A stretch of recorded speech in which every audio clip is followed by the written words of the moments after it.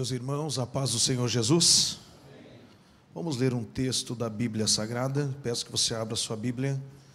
Segunda carta de Paulo a Timóteo, capítulo 4, a partir do versículo 6. Vamos ler esse texto nesta noite.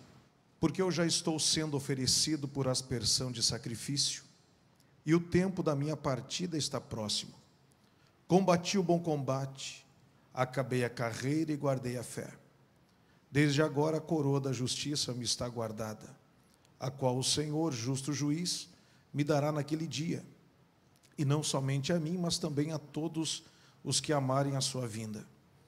Procura vir ter comigo depressa, porque Demas me desamparou, amando o presente século, e foi para Tessalônica, Crescente para a Galácia, Tito para a Dalmácia, só Lucas está comigo. Toma Marcos e traze-o contigo, porque é muito útil para o meu ministério. Também enviei Tíquico e Éfeso. Quando vieres, traze a capa que deixei em Troade, em casa de Carpo, e os livros, principalmente os pergaminhos. Alexandre o latoeiro causou-me muitos males. O Senhor lhe pague segundo as suas obras. Tu guarda-te também dele, porque resistiu muito às nossas palavras. Ninguém me assistiu na minha primeira defesa, antes todos me desampararam. Que isto lhes não seja imputado. Mas o Senhor assistiu-me, fortaleceu-me, para que por mim fosse cumprida a pregação, e todos os gentios a ouvissem. E fiquei livre da boca do leão. E o Senhor me livrará de toda má obra, e guarda-me-á para o seu reino celestial. A quem seja a glória para todos sempre. Amém. Saúda Prisca, Áquila, casa de Onesíforo. Erasto ficou em Corinto, deixei Trófimo doente em Mileto. Procura vir antes do inverno. Eubulo e Pudente, e Lino e Cláudia, e todos os irmãos te saúdam. O Senhor Jesus Cristo seja com teu espírito, a graça seja convosco. Amém. Tome seu assento, por gentileza. Neste texto, nós dividimos, segundo a homilética, os sermões em pelo menos 3 partes da pregação, que nós conhecemos por temática, textual, expositiva. E hoje nós temos um culto de ensino da palavra de Deus. E é importante frisar que todo ensino ele é proveitoso para o bom andamento da obra de Deus primeiro em nossas vidas. E esse texto que eu li é um texto que nos remete a pensar sobre o dia indefinido do amanhã. Eu olho para o texto em que Paulo está preso em Roma, e nesse texto agora ele escreve ao seu filho na fé chamado Timóteo. E aqui a sua carta é uma carta de autoavaliação, pois sabia que a qualquer momento Paulo enfrentaria a eternidade e encontraria com Jesus, aquele que o transformou de perseguidor a perseguido. E nesse texto eu percebo que Paulo faz jus ao texto da primeira carta aos Coríntios, capítulo 11, verso 28, quando ele diz: examine-se, pois, o homem a si mesmo. Para mim, é um dos textos mais gloriosos da Bíblia Sagrada, porque nos remete à autoavaliação. Se nós olharmos para dentro de nós, para a nossa alma, para as nossas dificuldades, certamente não teremos tempo de avaliar a vida do nosso irmão, porque são tantas coisas que precisamos acertar em nós, que não vamos conseguir expor a necessidade de acertar a vida de alguém. Então, Paulo fala nesse texto algo que me chama a atenção, e é um texto que nós lemos quase que todos os cultos de ceia, para que nós possamos então encontrar as grandes dificuldades que temos. E com isso então Paulo nesse momento encontra várias arestas a serem aparadas e várias lacunas abertas no seu ministério. Paulo foi o segundo maior missionário de todos os tempos, apenas ficou atrás de Jesus, porque Jesus conquistou o coração do homem através da morte da cruz. E Paulo no Novo Testamento pregando a palavra que aprendera segundo os ensinos do próprio Cristo. Então Paulo ensina neste texto, isso aqui é uma síntese apenas, de que todos nós somos humanos, seres propensos a falhar, a errar, a resvalar às vezes, mas que para tudo isso existe uma cura, existe um respaldo, existe um perdão, e o perdão para o ser humano está no poder do sangue de Jesus. Meus irmãos, lendo esse texto, eu percebo aqui alguns princípios necessários para que possamos atingir o alvo da vida eterna. Parece que nós estamos tão atentos a tantas coisas que estão acontecendo no nosso dia a dia, e o contexto de vida é estar focado em coisas daqui, e nos esquecemos muitas vezes que após esta vida, que para alguns leva um determinado tempo, alguns pela sua força conseguem chegar um tempo além. A Bíblia mesmo dá um catálogo de vida dizendo que aos homens está ordenado viver até os 70 anos. Alguns pela sua força, pela sua robustez, chegam até os 80. Mas o que passa disso é canseira e enfado. Alguns conseguem chegar, mas chegam acartelados de remédios paliativos do posto de saúde para dores diversas do seu corpo, e alguns infelizmente estão enfrentando as grandes crises das doenças invisíveis que nós estamos passando neste século, que é depressão, síndrome do pânico e ansiedade. Então precisamos entender que a nossa vida aqui na terra de fato é difícil, mas é uma vida que logo terminará. Mas o que me remete a esta palavra nessa noite é a preocupação, sendo eu um cristão, acreditando que Cristo morreu, ressuscitou, me deu uma oportunidade, aonde eu, pastor Jonathan Francisco Lara, passarei a eternidade, porque a eternidade é algo que não pode mais ser sujeita a medidas de tentar arrumar. Nós temos a oportunidade de arrumar agora. Depois daqui, nós vamos passar diante do trono de Deus e seremos encaminhados, então, para uma vida que jamais acabará. E alguns princípios que eu percebo aqui, são os princípios que nós vivemos no nosso dia a dia. O primeiro princípio está no versículo 9, quando eu entendo como o princípio da humildade. Paulo aqui agora está dizendo no versículo 9, venha ter comigo depressa, ou seja, Paulo está reconhecendo aqui as suas carências emocionais. Todos nós sentimos isso em determinado tempo da nossa vida. Todos nós nos sentimos sozinhos às vezes. Temos algo a compartilhar e não achamos pessoas próximas e confiantes o suficientes para abrir o nosso coração. E o pior de tudo é quando acreditamos em alguém e temos a certeza que esta pessoa vai ser o nosso pseudo melhor amigo. E quando nós contamos as nossas fraquezas, logo as nossas fraquezas estão na boca de todo mundo, porque esta pessoa não era a pessoa correta. Por isso pessoas esvaziam a sua alma hoje nas mídias sociais, tentando dizer o que pensam, tentando falar o que vivem, como se fosse um remédio para a sua alma. Mas eu venho aqui dizer para você nessa noite, existe uma forma básica e correta de você abrir o seu coração e ser curado das coisas que maltratam a sua alma. Está escrito no Evangelho de Mateus capítulo 6, quando você precisar rasgar o seu coração, entra no seu quarto, fecha a porta e fala com teu pai que está em secreto, porque o teu pai te ouvirá e abençoará a sua vida. O princípio da humildade é entender que nós somos carentes, que nem sempre estamos aptos o suficientes para encarar a realidade do dia a dia. A Bíblia diz que nós precisamos vencer a cada dia o mal que se levanta. E o ditado popular diz que basta matar um leão por dia. Isso é verdade. Mas enquanto eu prego, enquanto ministro nessa noite, eu entendo que você tem acumulado vários leões e já vive uma África de leões na sua vida, não consegue mais combater, está se entregando à vida que você vive, porque você acha que não tem jeito. Talvez veio cabisbaixo, sofrendo, preocupado, mas você veio no lugar certo, porque a palavra de Deus aliviará a sua alma. Jesus disse, vinde a mim todos vós que estáis cansados e sobrecarregados, e eu vos aliviarei. Este é o lugar de receber força de Deus para vencer o seu dia a dia. Quando eu olho para a Bíblia Sagrada, eu encontro aqui o princípio da humanidade. Quando Paulo fala no versículo 10 sobre as pessoas que nos deixam só nos momentos que mais precisamos. E eu quero dizer para você, sem medo de errar nessa noite, inevitavelmente, nós um dia nos decepcionaremos e seremos magoados por pessoas. É inevitável isso. Todo ser humano viverá isso, pelo menos uma vez na sua vida. Vai acreditar tanto em alguém, vai ajudar tanto a estender a mão. Não que isso seja errado, mas se prepare para receber, talvez não aquilo que você tanto procura receber. Nem sempre as pessoas pagam o bem com o bem. Geralmente pagam o bem com o mal. E nós encontramos na Bíblia Sagrada o próprio Cristo sofrendo isso.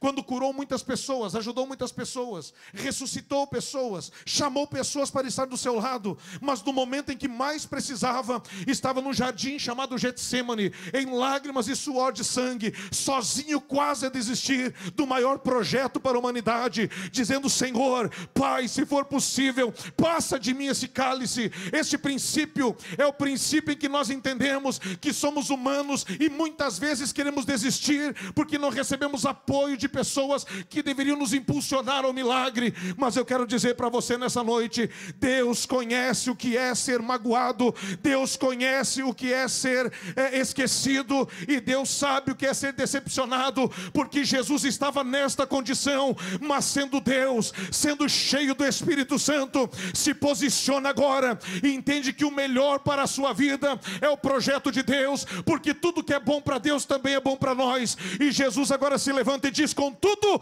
não faça a minha vontade, mas faça a sua vontade. E Jesus foi vitorioso porque viveu a vontade de Deus para a sua vida.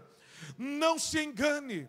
Se você olhar para o Salmo 23 e versículo 5, você vai entender que os maiores adversários na história do chamado de Davi não foi leão, não foi urso, não foi Golias, não foi Saul, mas os maiores adversários foram a sua própria família, porque o Salmo 23 e 5 diz: preparas uma mesa perante mim na presença dos meus inimigos. Davi deixa claro aqui que a sua família conhecia a sua história e seriam os maiores responsáveis em entender o milagre, o mistério de Deus sobre a sua vida, mas viraram as costas, não sei se por inveja ou por desacreditar do seu dia a dia. Mas o que eu quero dizer nesta noite é o seguinte: Salmo 89, 20 diz: procurei o meu servo Davi e com meu santo óleo ungi. Não importa o que digam de você, não importa o que pensam de você, não desanime, levanta a cabeça, estufa o peito, porque Deus te escolheu e te marcou para uma obra gigante na terra.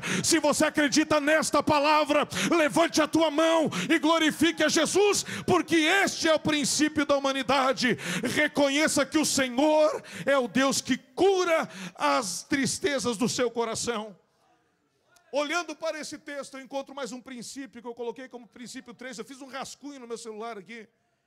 É o princípio do perdão que está no versículo 11 deste texto lido.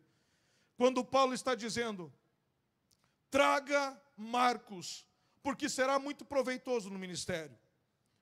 Eu entendo aqui que reconhecer os nossos erros e voltar atrás é necessário para que possamos seguir adiante. Nenhuma flecha é lançada sem o arco ser tensionado. Nós não entendemos porque muitas vezes as coisas parecem que só vão para trás. Mas esta é a tensão necessária para que você seja projetado para um futuro de milagres. Paulo está dizendo aqui: eu estou fazendo um balanço do meu ministério e eu encontro algo a ser resolvido. Eu preciso pedir perdão para alguém. Se você olhar para o texto, entender a história, você vai ver que no catálogo das viagens missionárias agora está Paulo, Silas, Barnabé e Marcos. E lá atrás ocorreram algumas situações de adversidade, onde Paulo não quer que Marcos siga a viagem com eles. E Paulo é o exemplo de Marcos, um jovem missionário. E Paulo é o pastor dele nesta época. Eu imagino Paulo agora preso, tirando tempo para reconhecer as suas falhas, e entendendo de como enfrentar a eternidade, sem deixar um legado que seja suficiente para as pessoas olharem Jesus na minha vida. Eu me preocupo como pastor e como pai também. Agora o meu filho casou, daqui a pouco eu sou vovô, daqui uns dias. E eu fico pensando, quando eu partir desta terra, qual é o legado que eu estou deixando? Será que os meus filhos servem a Deus olhando para a minha vida? Será que daqui a pouquinho meus netos olharão para a história de um vô crente que viveu milagres de Deus e desejarão isso também?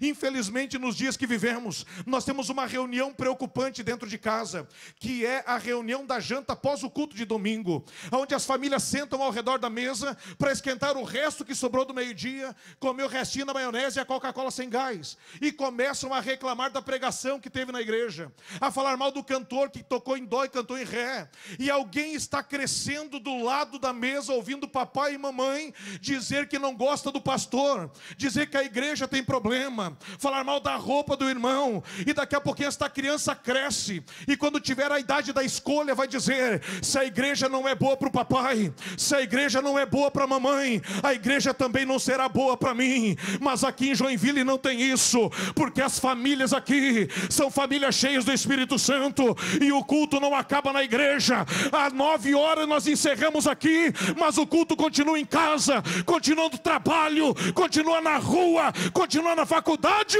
porque o culto perdurará pela eternidade. Quem acredita nisso, para o diabo ser envergonhado, Deus está olhando. Então entenda que o princípio do perdão é importante. Eu assumi uma igreja uma vez, e a primeira atitude minha, na área indígena de José Boatê, foi cortar uma árvore seca que estava na porta da igreja. E quando eu peguei o machado para cortar, chegou uma irmã e falou para mim: missionário, não corta essa árvore. Eu disse: por quê, irmã? Porque essa árvore está há muitos anos. E eu pensei: a irmã está idolatrando a árvore. Vou cortar. E ela disse: se eu fosse, o senhor não cortava, é um conselho que eu lhe dou. Como ser humano, eu disse: eu sou pastor da igreja, eu sei o que eu estou fazendo. Mas quando eu entrei para dentro de casa, eu fiquei com dúvida sobre aquilo que ela falou, porque eu estava chegando agora, e ela já vivia ali há muitos anos. O nome dessa irmã é Ivone. E eu falei para minha esposa: eu ia cortar a árvore, vou ouvir a irmã Ivone e não vou cortar. Resultado: no tempo da colheita, deu figo do tamanho da minha mão, e a primeira coisa que eu fiz, catei o melhor figo, levei na casa da mãe Ivone, e disse: eu vim aqui lhe dar um figo e pedir perdão, porque eu achei que eu conhecia algumas coisas, e a senhora me fez entender que eu sou um eterno aprendiz. Pedir perdão nunca fez mal a ninguém. Existem pessoas que estão estagnadas no lugar, não dão um passo adiante nas suas realizações, porque não têm coragem de pedir perdão, e muitas vezes deixamos para amanhã, e amanhã pode ser tarde demais. Quando eu olho para a harpa cristã no hino 126, eu entendo a missionária Frida Wingren dizendo: as alturas santas ninguém voa sem as asas da humilhação. Não tenha vergonha de pedir perdão e de liberar perdão também. Fazendo isso, o Senhor vai impulsionar você a viver o sobrenatural, porque só pode pedir perdão quem é forte de verdade. Em um relacionamento de pessoas que lutam, é uma batalha, mas onde tem alguém que consegue pedir perdão, é o vitorioso da relação, e o nome do Senhor Jesus é glorificado. Nunca esqueça disso. Pedir perdão não faz mal a ninguém. E Paulo entende e nos ensina que o princípio do perdão é necessário. Reconhecer os erros, voltar atrás para seguir em diante. O quarto princípio que eu encontro aqui é o princípio do crescimento. Está no versículo 13. Paulo está dizendo: traga os livros, especialmente os pergaminhos. Aí eu fiquei pensando: pastor William, o camarada está preso, condenado à morte, poderia pedir uma refeição diferente, qualquer outra coisa, mas está preocupado com os escritos. Mas o que eu entendo aqui é que, quando nós desejamos viver, nós queremos sempre aprender. Aqueles que batem no peito e dizem que já sabem de tudo, esses sim estão prontos para morrer.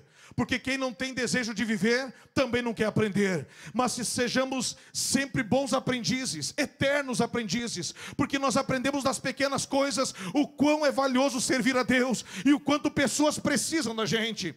Um dia eu estava atendendo um culto, e nesse culto eu estava muito cabisbaixo, preocupado, dizendo: Deus, fala comigo e me mostre, Deus, algo que faz muito tempo que eu não vejo. Mas na minha cabeça eu pensei que Deus ia mandar um anjo entrando pela porta, voando na igreja, e usar alguém para me entregar uma mensagem profética ou qualquer outra coisa.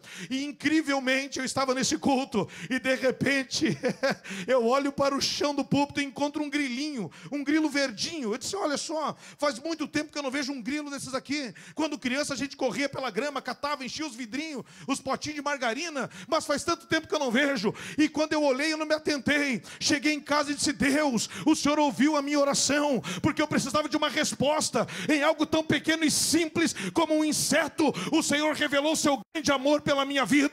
Eu não sei o que você veio fazer aqui nessa noite e nem como você chegou aqui, mas o Deus que eu prego através desta palavra é um Deus que marcou um encontro com a sua vida, e através desse texto eu tenho certeza que Ele está revelando o quanto Ele te ama e o quanto você é importante para o reino de Deus na terra.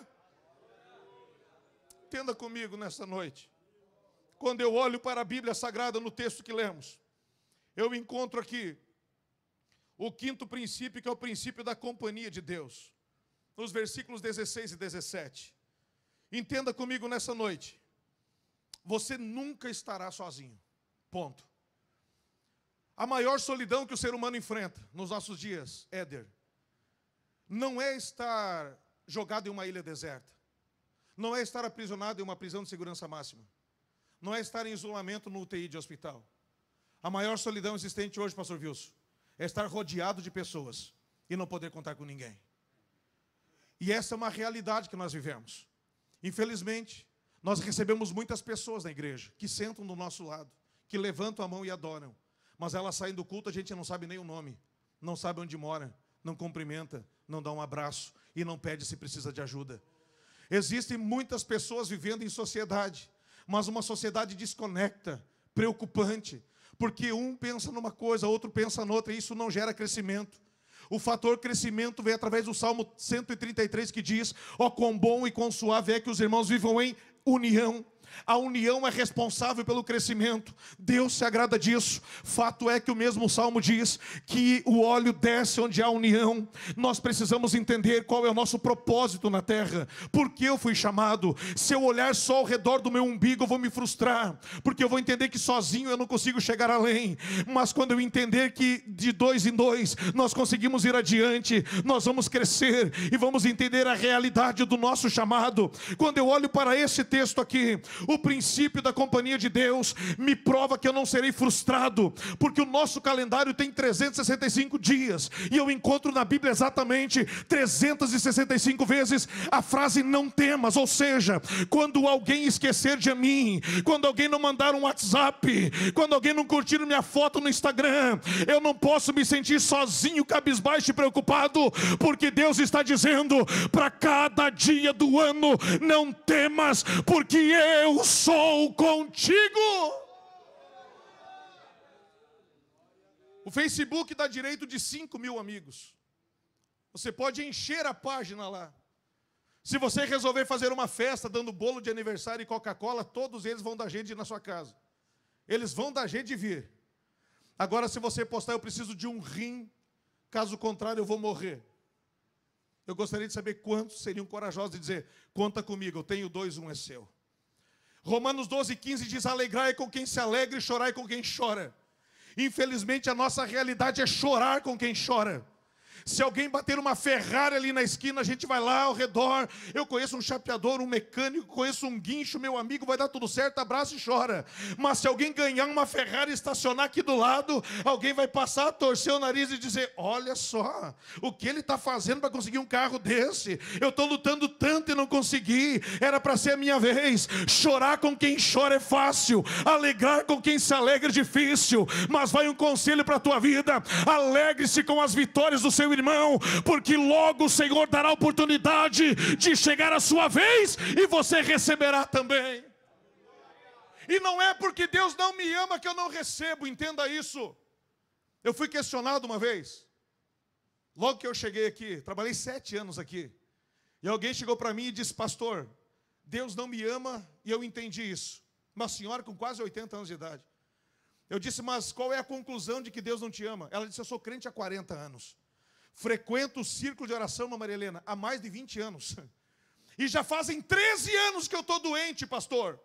E eu cheguei à conclusão que Deus não me ama porque Ele não me cura. 13 anos que eu acordo todos os dias, 3 horas da manhã, tomo remédio, faço uma oração, Fernando, e Deus não me cura, então Deus não me ama. Eu disse: pelo contrário, querida, Deus te ama tanto, tanto, tanto, que vai deixar você doente. Ela disse: olha aí, pastor, eu precisava de uma palavra de ajuda, eu precisava de um abraço, eu precisava de um conselho. Se o conselho é esse, porque Jesus não vai te curar, sabe por quê? Porque Ele tem prazer Verde todos os dias às 3 da manhã, esperar você levantar, tomar remédio, dobrar o joelho e orar, para ter um particular contigo. Se ele te curar, você não levanta mais, não toma remédio, não faz oração. É melhor o corpo físico estar debilitado, mas a alma está de pé, para encontrar o Senhor e viver com Ele pela eternidade. Entenda isso. Nunca teremos resposta para os agir de Deus na nossa vida, mas aceitar é o importante, porque obedecer é melhor do que sacrificar. O princípio da companhia de Deus diz que nós nunca estaremos sós. Existe um hino aí, Éder, que fala: há momentos que os amigos não nos podem ajudar, há caminhos tão difíceis de passar, as montanhas são tão altas e na frente um bravo mar, nesta hora a vontade é só chorar.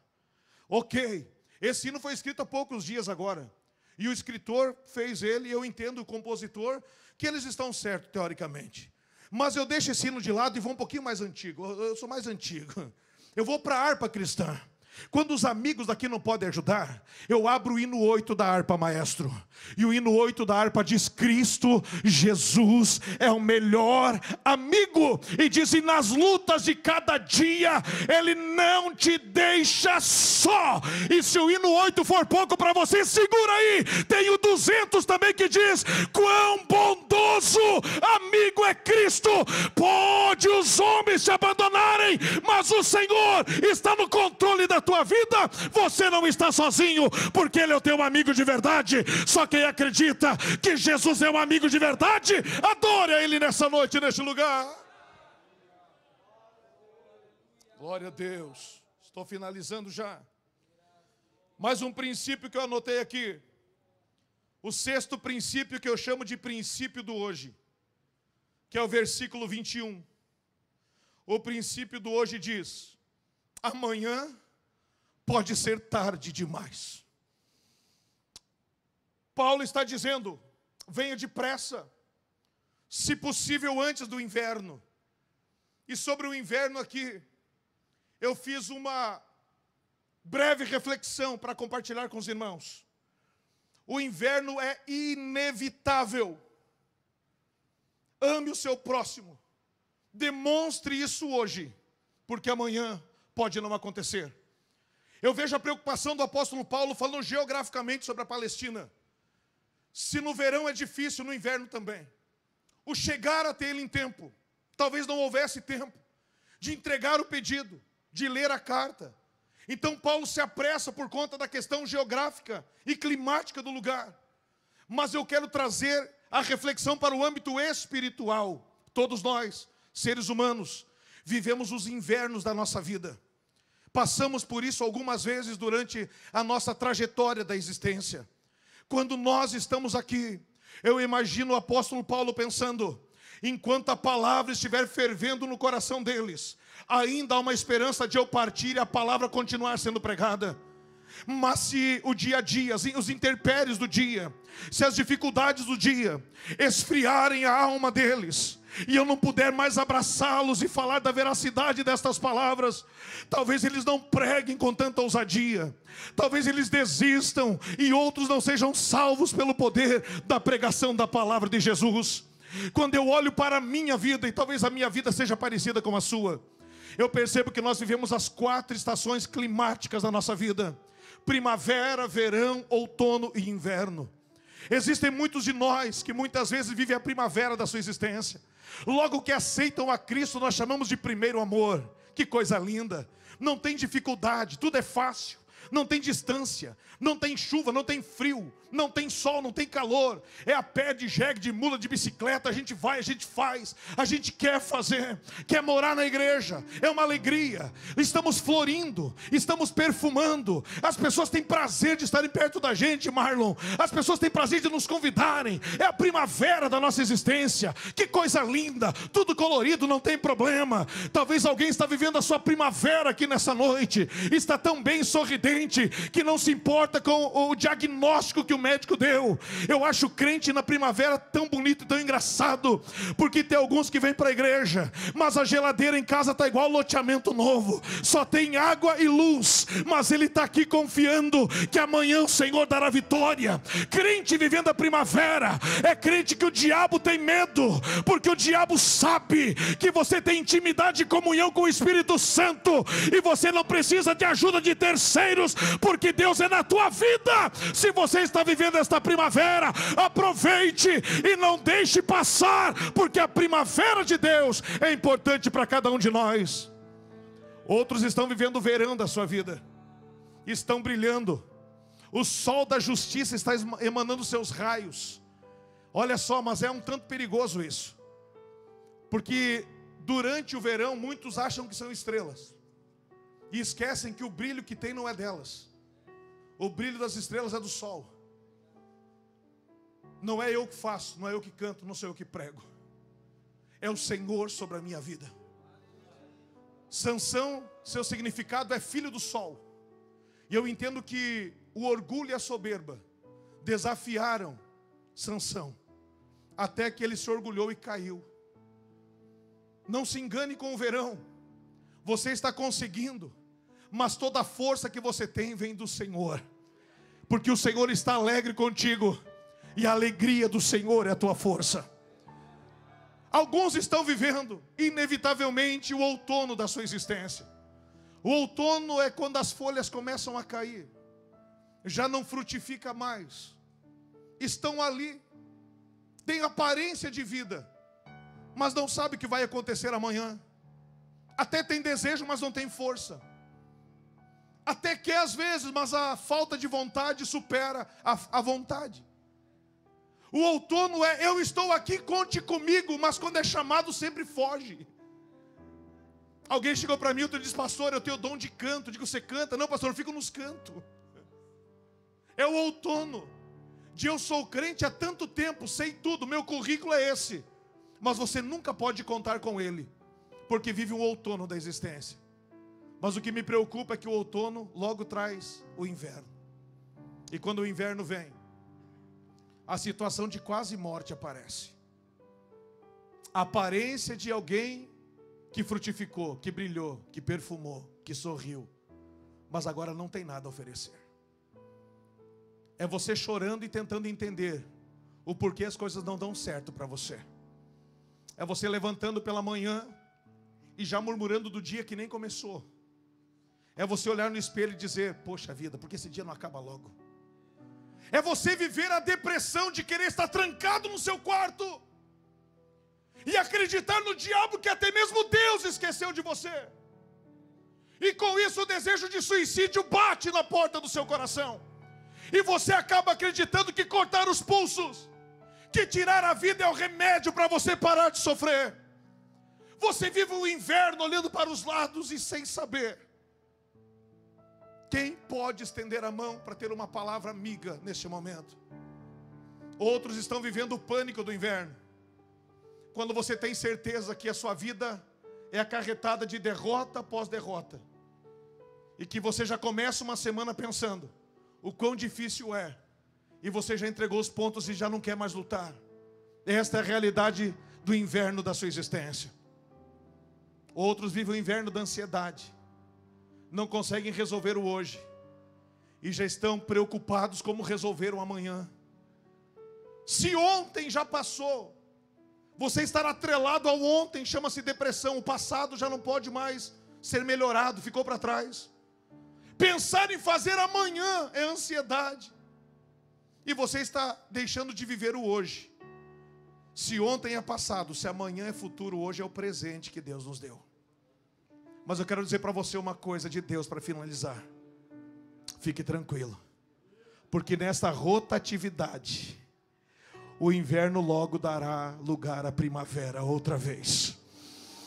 Eu não sei como você chegou aqui, mas Deus ordena dizer: hoje o inverno chega ao fim e a primavera voltará a acontecer.